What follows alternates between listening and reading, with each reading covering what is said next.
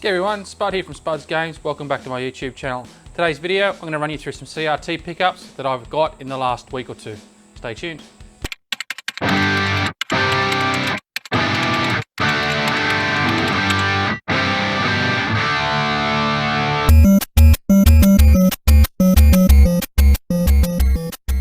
So this is going to be a nice quick video on the CRTs that I've picked up on in the last 3 or 4 weeks.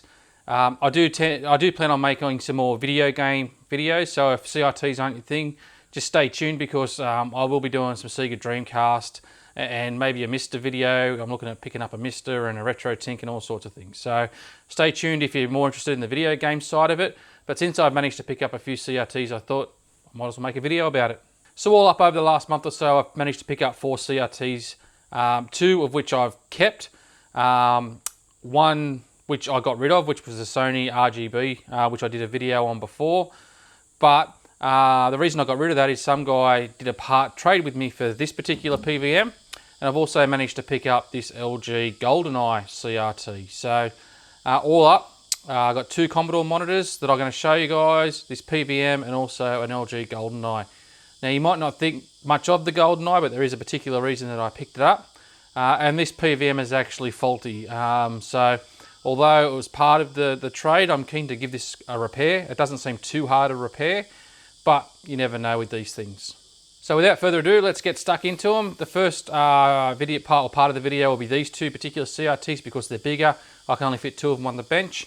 The other part of the video will be the 2 Commodore monitors that I picked up. So first up, before we get behind the bench and have a look at these 2, a bit of a backstory. So this PVM here, this is a 2010 QM. 1983 or 84, I think it was, 20 inches. So it's a nice big PVM at only 350 TVL, so it's not a huge resolution. But if I can get this repaired, I actually have a use for it. Over in my Dreamcast kiosk, which you've seen before, which actually there'll be another video of that coming up soon because I'm about to get labels put on that. I've got my 19-inch JVC and it just doesn't quite fit properly or how I want it to fit. It's just that tiny bit small. Now originally I did have a 20-inch Sony PVM in there, but I got rid of that. Because I love the JVC so much in its resolution, or it's much higher resolution than the PVM that I had in there. But I thought if I can repair this, the Trinitron that I actually modded didn't cost me anything except for a few parts, so maybe 10-15 bucks. But as for part trade, the guy gave me cash for the Trinitron that I modded, which is in the other video. He also threw in this PVM as well. I'll go through the fault when I get behind, and I'll show you what was described as a fault to me. And looking at it, I can't doubt what that was. This CRT here, LG Golden Eye. I don't hear many good things about LG CRTs, but I'm keen to give this one a crack because it seems to me like a really easy RGB mod. Now, straight off the bat, it only has composite. I'll show you those terminals on the back when we come around here. It has that Golden Eye feature at the front, which I'm not sure what that's about. It just looks like it's an ambient light sensor. And it will just adjust the brightness and contrast automatically according to the ambient light that's either in the room or whatnot. So I'm not sure how that's going to affect the RGB side of things, or whether it will affect the RGB side of things if I can mod this. But it has a Philips tube in it, or an LG Philips tube in it. I haven't really done any research on the quality of it, but it's a fairly late CRT.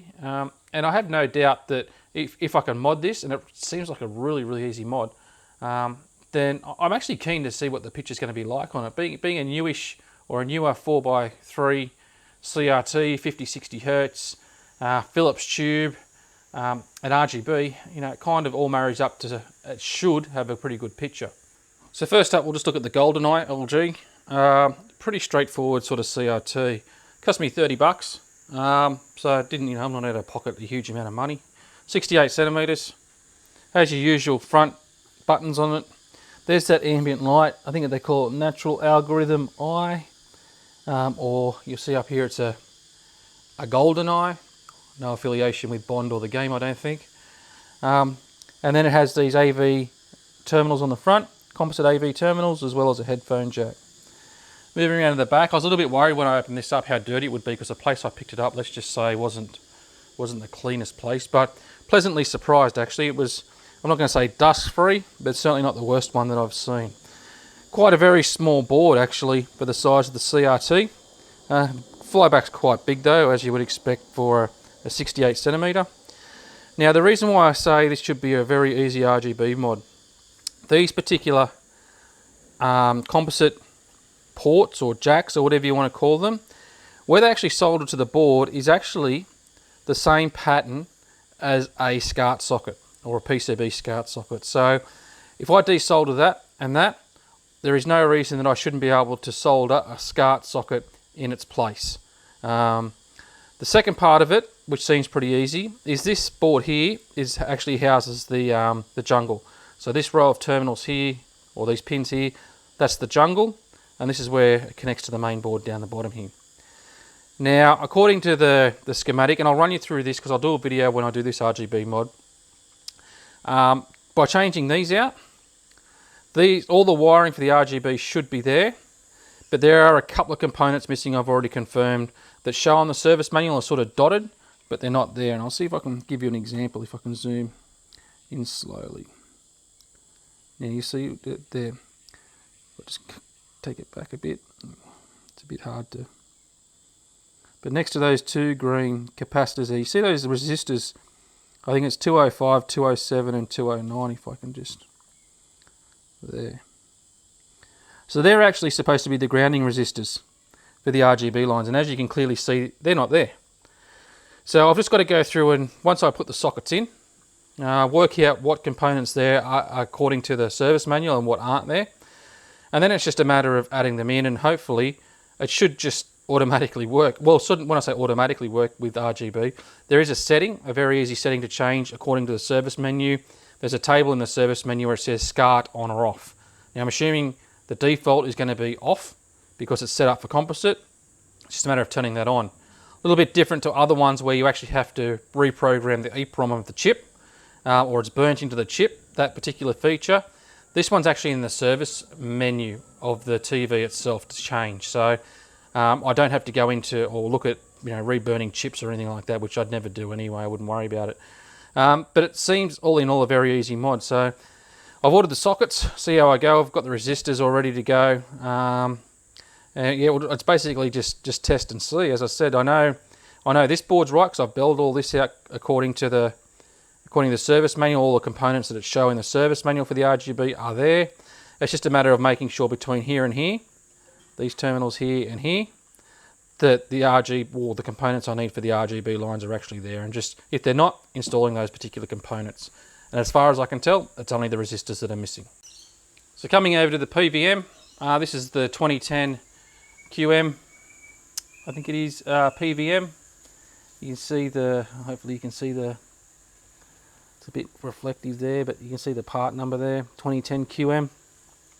It's got that unique RGB connector there, as well as a VTR connection, but it also has your standard BNC's RGB as well as composite. It doesn't have it doesn't have S-video by the looks of it. I'm not sure what that tuner port is, which is like a 6-pin up there. I don't know if I can zoom in and catch that and get the right light there, but there's a 6-pin DIN there, so I'll be interested to see what that is in the service menu or manual to see what that is. And the guy actually threw in, he didn't realise how to hook up these RGB connections, so he went and bought himself a pre-made RGB, one of these unique cables to SCART. But when I picked it up, I said, well, why didn't you just use these terminals here? And he goes, oh yeah, it wasn't after the fact that I realised he could have used those terminals.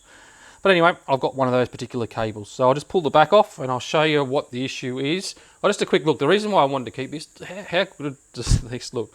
I love the look of this PVM. PVMs normally have this really square, sterile look, but this certainly has a look of its own. I really like it.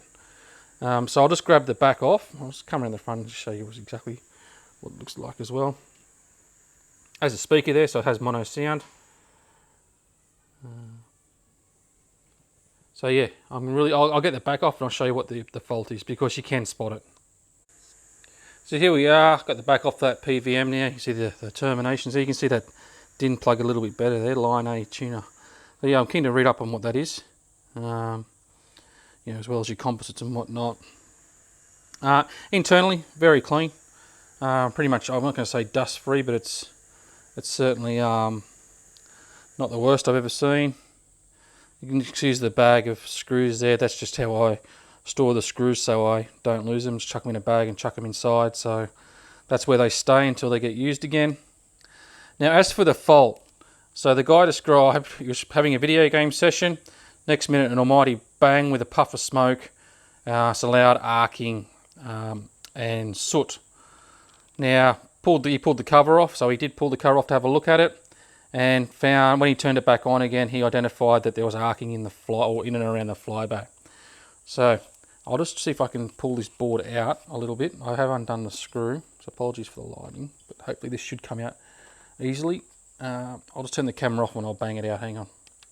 So the good thing about these PVMs is they're modular. So the bit I was talking about banging, see this little bit here, edge, actually slid under here and there's a little indent. It kind of locks it in, so you need to get something just on this corner to tap it out, and it's actually hinged, so it makes it really easy. So as you can see here, I'll just rest this on my arm and hopefully I'll get a good picture here. You can see the flyback, and you can obviously see it's created its nice big burn mark there. A nice little chimney it's created to get some high voltage out and some soot and some black smoke. So I have no doubt with his diagnosis that the flyback is shot. And I have since ordered, you can actually see probably there where it's been arcing over to the frame as well. So, but anyway, that could just be soot. But you'll actually see if I can pull up the cover here. There's quite a bit of soot, you know.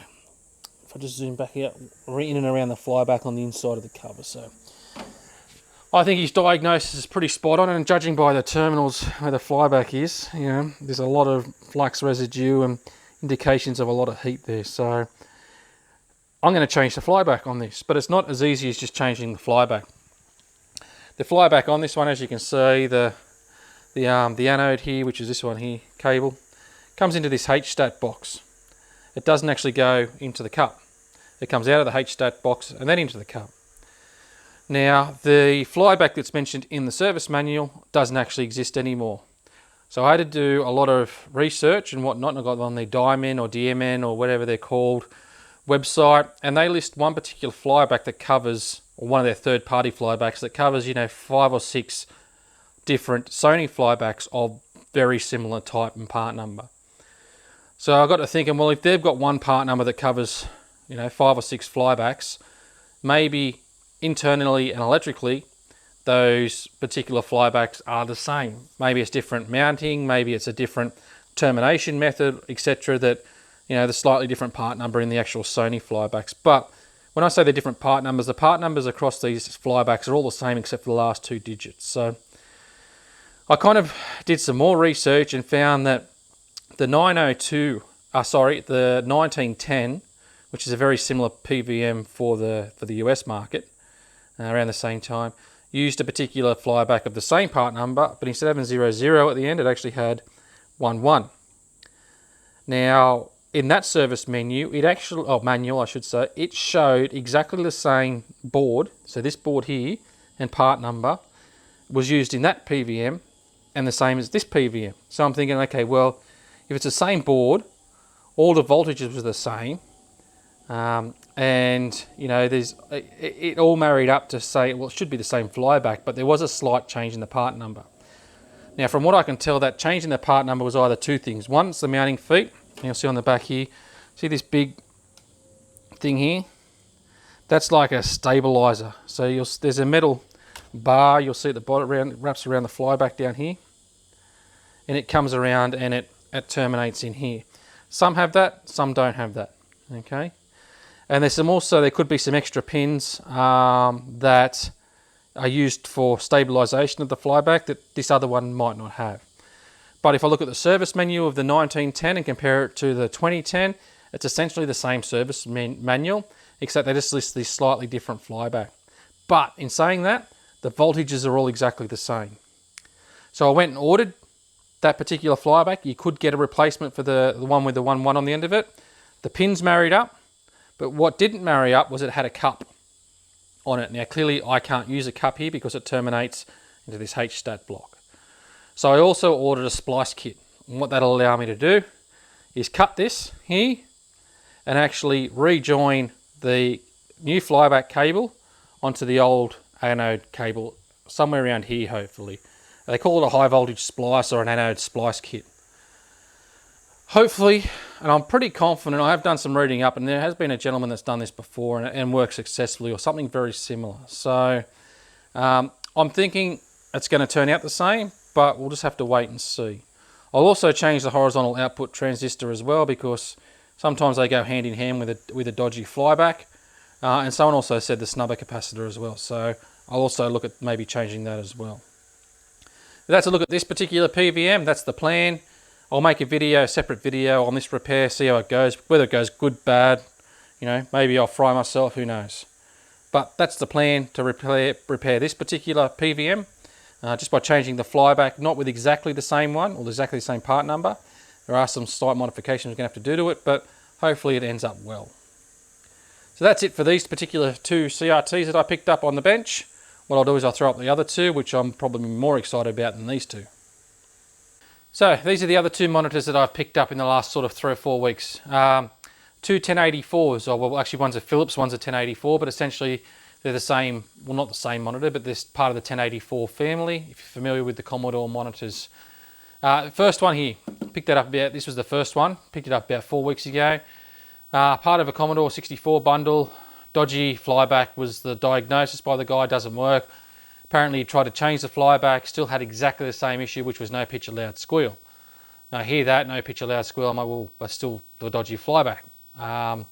So anyway, I made an offer for the complete Commodore 64 bundle. He didn't accept it at the time.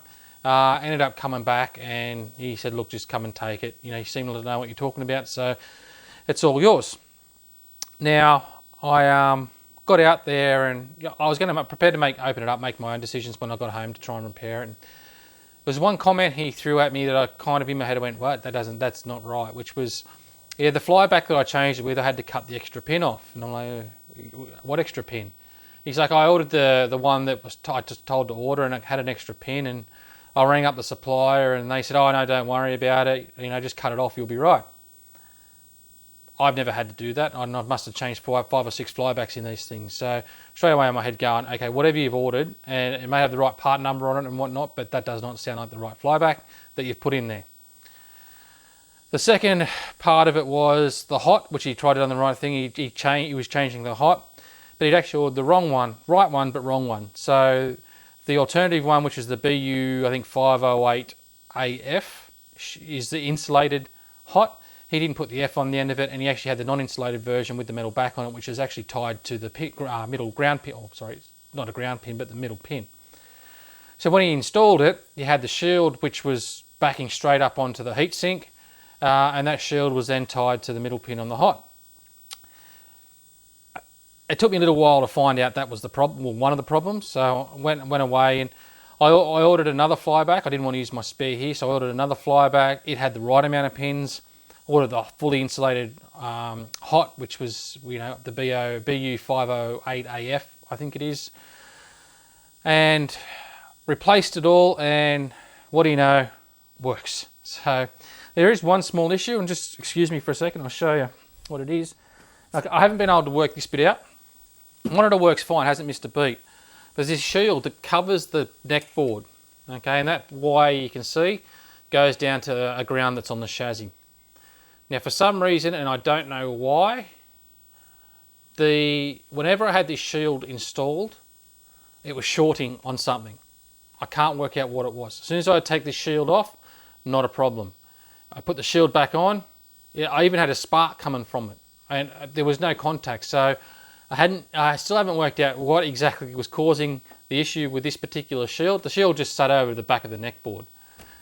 There is a piece inside these shells that sort of presses up against this, so maybe that was causing it to bow in, I don't know, but it was definitely shorting on it. So I've just taken the shield off the back of it, and this thing hasn't missed a beat. It's well and truly, I looked in here before, it's well and truly cleared any you know, issues or things that might be hitting that could be a problem. So I've just left it off for now, and as I said, hasn't missed a beat. So the model of this, and I'll walk around the back with the camera in a minute, it's a 1084 SP1. This one I've only just picked up today. So this is the Commodore Philips CM8833 CM8833/75G. Now, for those who aren't aware, most of the Commodore 1084s, except a couple of models, had a Philips tube in it.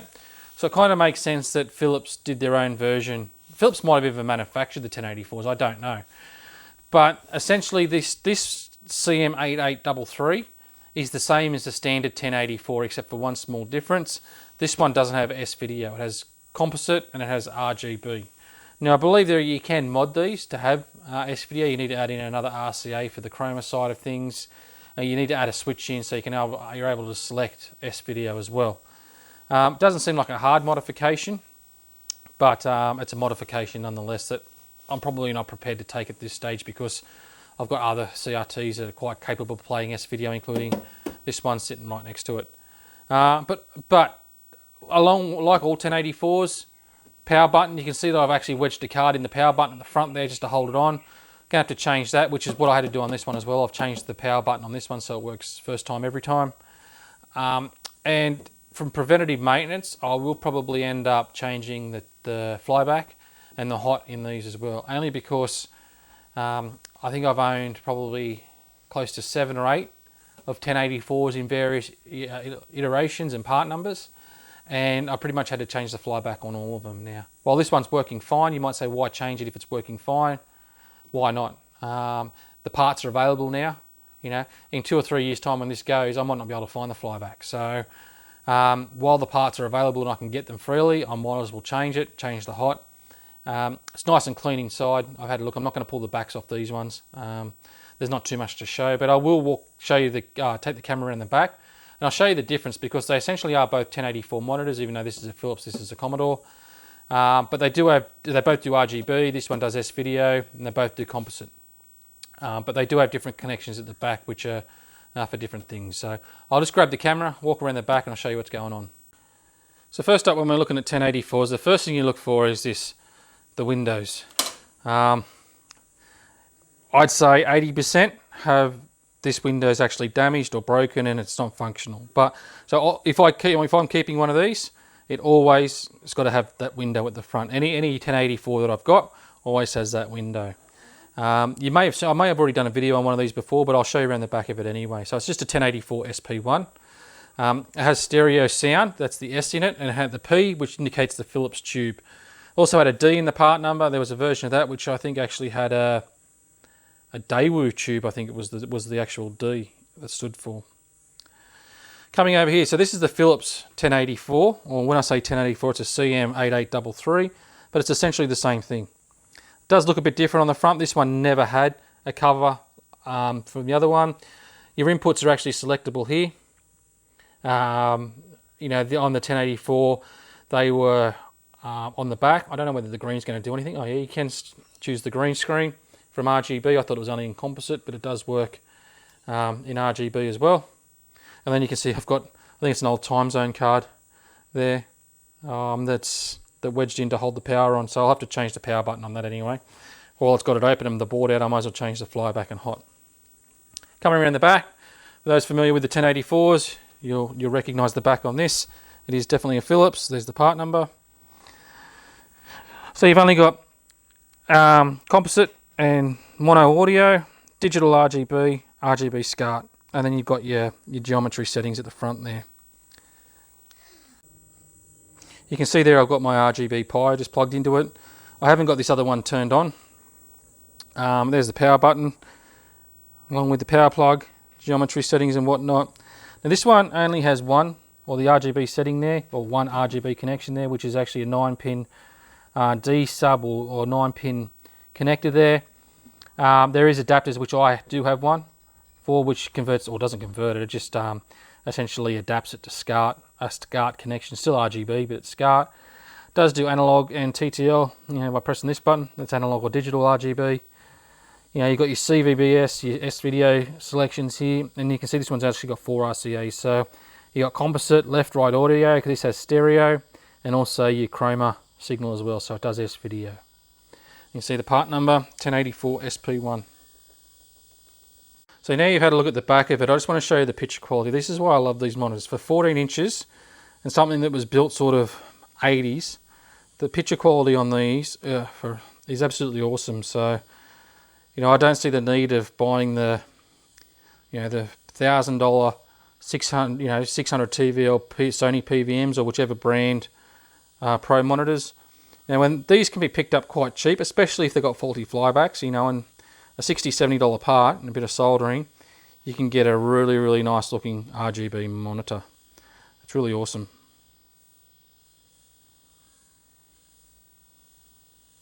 So that's it for this quick video. It was just a quick video to show you the CRTs that I picked up over the last 3 or 4 weeks. Sadly, I can't keep all the CRTs that I pick up. I'd love to keep them all. Really looking forward to RGB modifying that Goldeneye. I'm really keen to see how the picture turns out on that. You might have some feedback on them, and if you've done them before on the picture quality, shoot in the messages below, because I'll be keen to find out. Sony PVM, hopefully I can get that repaired. I'm really keen to get that repaired. I've got some flybacks coming in. I've got some splice kits coming in. I've got a few extra parts coming in for that as well. So hopefully that all goes well, and I have a fairly handy PVM. And then obviously got these 2 monitors as well. So I've only got one turned on here, but they're both the same picture quality, both really good. What I'll do is I will change the flyback and the HUD on this, and I'll videotape that just to run you guys through that as well. It's pretty easy to do. And I've done a few of them, so it's not too scary as long as you've got the right tools and you do the right thing. So that's it for this video. Hope you enjoyed it. As I said before, I'll be back. I've got some Sega Dreamcast stuff I need to do. Possibly a Mr. video if that shows up anytime soon. A Retro Tink if that shows up anytime soon. I'm even going to, I've got a couple of retro PCs over there, Windows 98 PCs, but I've got a couple of Voodoo cards and Sound Blaster cards with all 64, all that sort of thing. I'm going to try and build my ultimate, you know, Windows 98 gaming PC, because that was my era, Windows 98 sort of era, and all those games with the Voodoo and the Glide games and all that sort of thing. So I have some retro PCs already, but I can do better.